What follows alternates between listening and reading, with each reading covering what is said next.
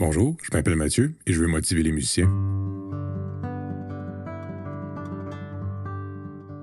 Bonjour tout le monde, j'espère que vous allez bien. Mon nom est Mathieu Boucher et je suis toujours très heureux et motivé de me parler tout seul pour votre propre bénéfice. On termine avec cet épisode d'une série consacrée à la motivation et si vous n'avez pas écouté les épisodes précédents, je vous invite à écouter d'abord l'épisode 18 qui est en quelque sorte préalable à celui-ci. En guise de petit rappel rapide, le premier épisode consistait surtout à expliquer ce que deux chercheurs très reconnus dans le domaine de la motivation ont appelé le continuum de motivation. Avec ce continuum, on a en quelque sorte un cheminement en 6 étapes, en partant d'une absence totale de motivation vers une motivation dite intrinsèque, donc l'envie de faire une activité pour le simple plaisir de la faire. Dans le deuxième épisode, je me risque à proposer des avenues pour aider les adultes entourant un enfant musicien, donc son enseignant ou son enseignante et ses parents, aider l'enfant à cheminer dans ce continuum, non pas en visant directement la motivation pure qu'est la motivation intrinsèque, mais plutôt en tenant compte de l'endroit où se trouve présentement l'enfant pour l'amener à l'étape suivante.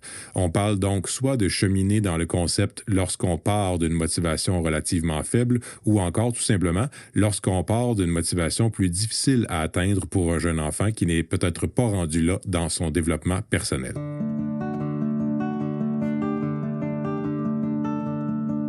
Cet épisode, je le consacre aux musiciens plus avancés ou aux musiciens professionnels, donc des musiciens dont la priorité sur la musique est déjà présente. On a donc forcément une forme de motivation intrinsèque pour atteindre un haut niveau à l'instrument.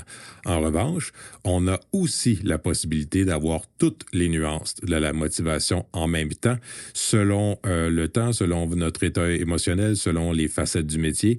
Et il faut reconnaître que atteindre un nouveau stade du continuum de motivation ne veut pas dire qu'on n'expérimentera plus jamais une baisse de motivation ou un retour ou un besoin en fait d'aller aux formes de motivation plus antérieures au stade où on est présentement. Donc, lorsqu'on est musicien professionnel, on doit parfois faire de la musique d'ambiance pendant le cocktail d'un congrès, on doit faire une audition importante pour nous, on doit enseigner, parfois on compose pour notre groupe, on organise des jam sessions, on joue le canon de Pachelbel à l'entrée de la mariée, tout ça parfois dans une même semaine. Mais la motivation peut être très différente pour la personne qui le fait, malgré la passion pour la musique et la passion du métier. Personnellement, je jouerais les suites pour luth de Bach toute la semaine, toute ma vie. Et j'aurais faim, puisque c'est de la musique pour un public assez restreint, surtout quand c'est moi qui joue. Peut-être que composer pour votre groupe vous fait triper, complètement concentré, et ce, même si on vise un spectacle dans une très petite salle dans 4 mois. Maintenant, imaginez la situation suivante que j'ai vécue moi-même plusieurs fois. Fermez les yeux et imaginez. On est l'été, il fait 30 degrés, un soleil radieux, on est samedi, on a des amis qui sont rassemblés pour profiter de la journée dans un parc pour se faire un barbecue. Et moi, je suis en train de m'habiller en complète cravate pour faire 1 heure de route pour aller jouer le canon de Pachelbel dans un mariage. Je veux mon chèque. Vous reconnaîtrez peut-être le stade de motivation qui suit tout juste l'absence totale de motivation dans le continuum, c'est-à-dire la motivation que j'appelle punition-récompense. Punition. Récompense. Et j'assume ce stade de motivation pour aller jouer le canon de Pachelbel dans un mariage, malgré que j'ai un amour viscéral pour la musique. Lorsque j'enseigne ce continuum à mes étudiants de niveau universitaire, donc des musiciens de haut niveau qui ont forcément une motivation intrinsèque à faire de la musique et à pratiquer, on réalise rapidement que chaque étape du continuum fait partie de la vie du musicien. Chaque forme de motivation peut faire partie de la vie du musicien. Ça revient à ce que je mentionnais plus tôt, que chaque nouvelle étape s'ajoute aux précédentes et elle ne les fait pas nécessairement disparaître. Si on reprend donc chaque étape du continuum de motivation, mais d'un point de vue, en adoptant le point de vue d'un musicien ou d'une musicienne professionnelle, bon, il y a d'abord le stade 0, le stade où la motivation en un seul mot, l'absence totale de motivation. Même si on est musicien ou musicienne professionnelle, on a la possibilité parfois de n'avoir aucune motivation, parfois la possibilité de vouloir abandonner, parfois la possibilité de détester intensément une pièce de musique qu'on doit jouer. Très souvent, si c'est un état permanent chez nous, il faut évidemment abandonner, mais parfois, c'est trait de passage, donc on l'accepte. Et là, j'ai assumé mon stade précédent de je veux un chèque pour aller jouer dans un mariage à 30 degrés l'été au soleil. Il y a la possibilité aussi, lorsqu'on est musicien professionnel, de faire certaines choses parfois parce que ça paie bien. Dans le stade de récompense, généralement, on ne parle plus de punition rendu quand on est devenu musicien professionnel, mais il faut gagner notre vie lorsqu'on choisit d'être musicien ou musicienne. Ça implique donc souvent de jouer la musique qui va nous permettre de la gagner, cette vie. On doit donc parfois jouer pour la récompense, qui est en fait notre salaire. Et un deuxième point hyper important avec le stade de punition-récompense, aucun musicien, aucune musicienne ne va me convaincre que pour eux, le petit verre ou le petit repas entre collègues après un concert n'est pas un moment agréable de la soirée. On ne joue évidemment pas pour se payer une bière, mais on sait très bien, lorsqu'on arrive sur scène, que la soirée va généralement se terminer avec une petite célébration très, très agréable. L'autre stade, qu'on appelle le stade de honte ou fierté. Donc, on évolue dans un milieu qui est compétitif, un milieu où le meilleur ou la meilleure travaille plus que les autres. Généralement, on n'aime pas avoir l'air complètement fou, complètement folle sur scène si on se trompe lamentablement. Et oui, on ressent une immense fierté quand on a fait une bonne prestation et que le public nous applaudit. La fierté ou la volonté de ne pas avoir honte fait donc nécessairement partie des raisons pour lesquelles on travaille même comme musicien professionnel. Et on poursuit dans la même veine avec une implication supplémentaire, travailler implique de pouvoir gagner notre vie et pour pouvoir gagner notre vie, il faut être choisi pour travailler sur un tel projet ou pour obtenir tel ou tel poste. Le moyen d'y arriver, c'est d'être un musicien ou une musicienne solide ou un ou une travailleur ou travailleuse sur qui on peut compter. C'est donc normal de faire le lien entre l'utilité de faire de la technique, de bien se préparer pour pouvoir bien performer lorsqu'il le faut. Et ceci était donc qu'on pourrait dire le 4e stade ou le 3e si on considère le premier comme le stade 0. Finalement, le dernier stade avant d'arriver à la motivation intrinsèque pure est celui lié à l'identité. Et ça, je sais qu'il y a énormément de recherches qui se fait depuis les dernières années sur cette idée-là d'identité chez les musiciens. J'ai déjà vu d'anciens musiciens ou d'anciennes musiciennes vivre un peu difficilement avec le fait d'avoir abandonné la musique, tout comme ça peut être le cas avec d'anciens comédiens ou d'anciens athlètes. On dirait que le fait de se lancer dans un domaine compétitif nous aide comme être humain à nous définir comme personne, pour le meilleur ou pour le pire selon moi. Donc, je pense que c'est un besoin humain normal de se définir. Je serais heureux d'avoir des psychologues peut-être qui viendront confirmer mes hypothèses. C'est normal pour un être humain de vouloir donc se définir, de savoir ce qu'on fait et où on va. Cela dit, j'ai plus rarement vu des gens mal vivre avec le fait d'avoir abandonné leurs études en relations industrielles pour changer de domaine. Il y a quelque chose avec l'art ou les sports ou en quelque sorte les milieux compétitifs qui nous colle à la peau et qui peut nous motiver justement même quand c'est difficile. Et rendu à ce stade, il est fort possible qu'on se dise « Je suis une musicienne et il faut que je travaille si je veux obtenir ce poste à l'audition. » Je vois tous les stades dans cette phrase-là.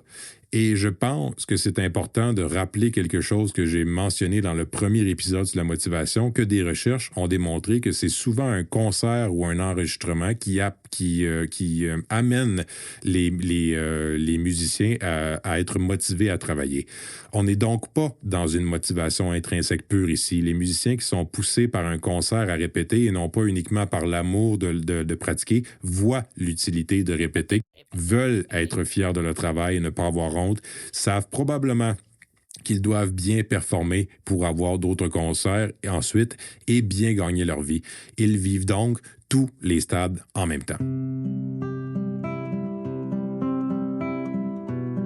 Je fais un crochet rapidement sur le dernier stade, la motivation intrinsèque. C'est la motivation pure à faire quelque chose sans aucune attente de quoi que ce soit en retour. Et je dois avouer que j'ai souvent observé ceci chez des musiciens amateurs. Peut-être même, j'oserais dire, plus souvent ou peut-être de façon plus pure que chez des musiciens professionnels. Et je ne pense pas que ce soit un défaut des musiciens professionnels. Je viens d'énoncer tout ce que ça implique être un musicien professionnel, de vouloir gagner sa vie, évidemment de ne pas vouloir avoir honte pour continuer à gagner sa vie, et ainsi de suite. Mais parfois, des musiciens amateurs de haut niveau vont choisir la musique comme loisir et donc par le fait même, vont avoir peut-être une motivation plus intrinsèque, ils vont y aller davantage de leur plein gré que parfois on peut le faire, on peut se permettre de le faire lorsqu'on est musicien professionnel.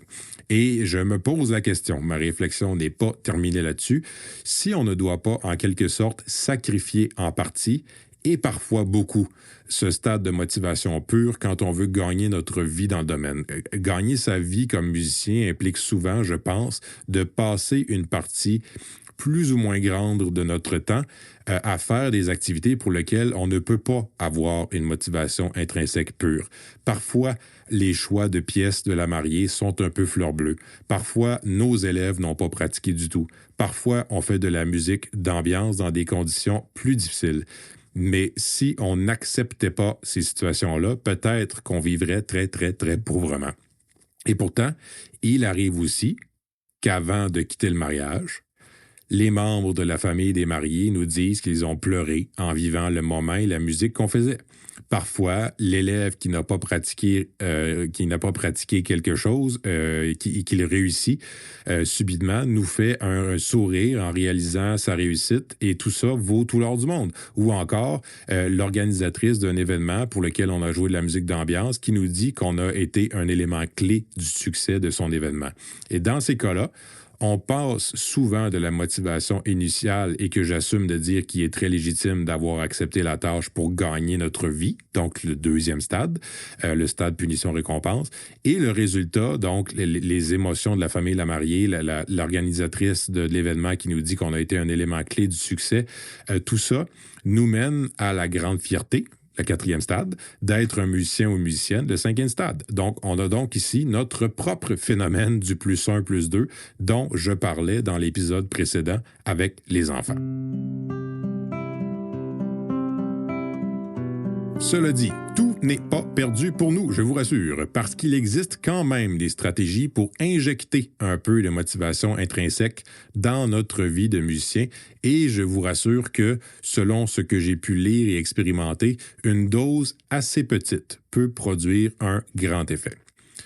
Dans la littérature sur la gestion du travail, qui est un sujet pour lequel je ne suis pas un expert, mais pour lequel je suis un réel passionné, il y a un exercice à faire, et oui, le genre d'exercice qu'il nous demande de faire dans un livre et de sortir un crayon et du papier pour lequel on n'est absolument pas motivé, un exercice qu'ils appellent la pointe de tarte. Et pour ma part, dès qu'il est question de dessert, j'ai une motivation tout à fait intrinsèque.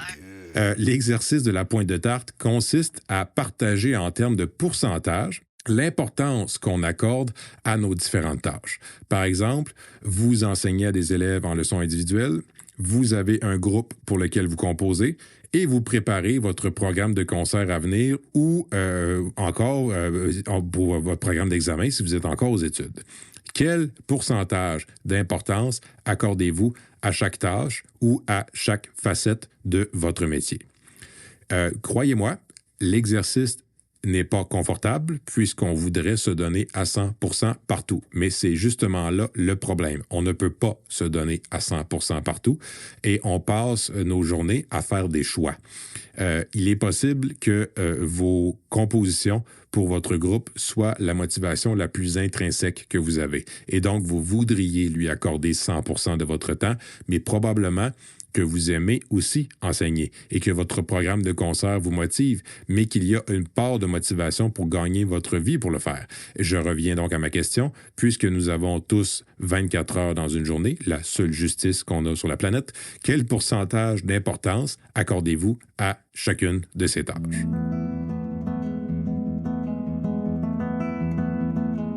On fait donc un graphique de tarte pour l'importance et ensuite on comptabilise pendant une semaine le temps qu'on a consacré à chacune de ces activités pour faire aussi un graphique de points de tarte, mais cette fois-ci avec le temps consacré donc. Est-ce que les pourcentages concordent? Si oui, vous devez être heureux ou heureuse puisqu'une correspondance entre la part attribuée à l'importance qu'on accorde à une tâche et au temps qu'on lui consacre s'appelle l'équilibre. Et si les chiffres ne correspondent pas du tout, on est en déséquilibre. Très souvent, les tâches à faire font disparaître les tâches qu'on veut vraiment faire. Les tâches à faire, entre guillemets, notre fameuse to-do list, font disparaître les tâches qu'on veut vraiment faire. Très souvent, on va dire que malheureusement, l'urgent va empiéter sur l'important. C'est l'important qui nous rend heureux ou heureuse, mais on est tout le temps pris dans des tâches qu'on qualifie d'urgentes. Dans l'exemple ici, qu'on avait plus tôt, l'enseignement et la préparation du concert prennent toute la place et la personne est un peu malheureuse de ne pas pouvoir consacrer du temps au travail créatif pour son groupe. Et ce qui m'intéresse le plus, c'est le pourcentage qui, selon certaines recherches, nous permettrait de nous sentir comblés comme travailleurs. Pour ceci, je bifurque sur un sujet qui m'intéresse, ou plus précisément qui m'obsède, et j'ai nommé la productivité, donc encore une fois la gestion de travail en milieu académique. Je suis un enseignant à l'université, j'enseigne à l'université, je ne suis pas encore un professeur-chercheur, mais je suis un chargé de cours à l'université. J'ai une tâche administrative dans une université et je m'occupe de tout ce qui concerne le podcast, le blog, les conférences et le site web Le Musicien Stratégique. J'adore enseigner. J'adore m'occuper de vous et j'adore quand mes tâches administratives ne prennent pas trop de place dans ma semaine, ce qui n'est honnêtement jamais arrivé. Si je m'étais dit en fait, je vais écrire mes prochains podcasts et les enregistrer quand ma boîte de courriel sera à 0, vous ne m'auriez jamais entendu de votre vie. On n'aurait pas su ce qu'on manque. Ouais, c'est vrai, ça, Mathieu, on t'aime comme tu es.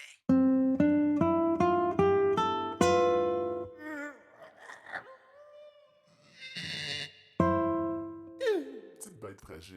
Les enseignants-chercheurs dans le milieu universitaire doivent enseigner, faire de la recherche et occuper des tâches administratives qui prennent très souvent une très large portion de leur temps, malheureusement.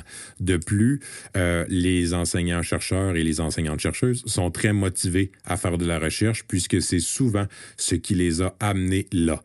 Je n'ai jamais rencontré un ou une professeure d'université qui disait que sa passion dans la vie était de répondre à 150 courriels par jour. Et il y aurait un chiffre dans les recherches qui constituerait un minimum de pourcentage attribué à la recherche, ou du moins dans la recherche, ce que la recherche disait à des tâches significatives pour les professeurs d'université, qui fait en sorte que ces personnes déclarent être heureux et heureuses dans leur travail. Donc, il existerait un pourcentage de temps consacré à une activité qualifiée de signifiante pour laquelle, donc, on a une motivation intrinsèque. Ici, la recherche pour un chercheur. Dans mon exemple précédent, peut-être, et là, c'est là que j'émets l'hypothèse, peut-être pour aussi un musicien qui veut composer pour son groupe, par exemple. Donc, un pourcentage qui permettrait de compenser en quelque sorte le pourcentage élevé de temps passé dans des tâches administratives pour les profs d'université ou des tâches qu'on pourrait qualifier de moins signifiantes. Et ce pourcentage-là m'a surpris lorsque je l'ai lu pour la première fois. Ce pourcentage, c'est entre 10 et 20 10 c'est très peu. Pourtant, comme je l'ai mentionné, les professeurs d'université qui consacrent 10 ou plus de leur temps à la recherche déclarent en général être heureux ou heureuses dans leur fonction. Et là, je vais vous épargner les émotions très, très fortes que la phrase précédente me suscite, alors qu'un chercheur ou une chercheuse est heureux ou heureuse quand il ou elle peut consacrer 10 de son temps à la recherche.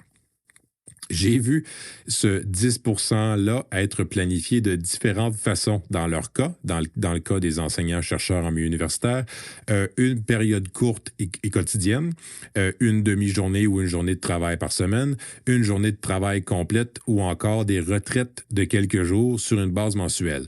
Je pense que l'important pour nous est que le travail soit fait ou qu'il soit prévu dans notre horaire.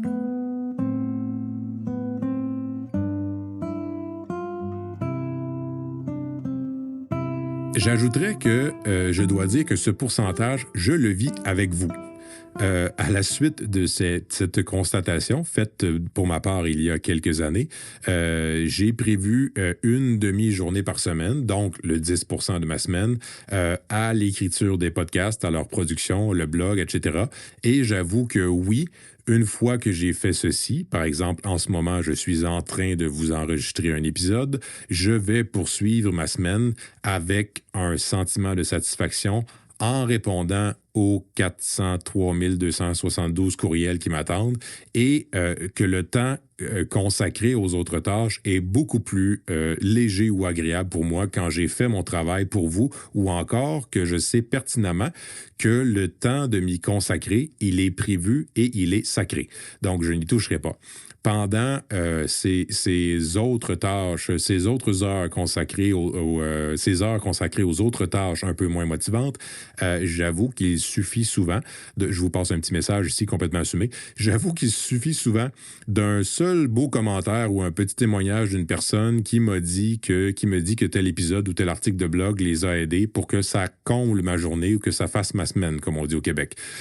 J'en ressens donc de la fierté et je ressens l'utilité de ce que je fais, donc les troisième et quatrième stades dont on a parlé précédemment.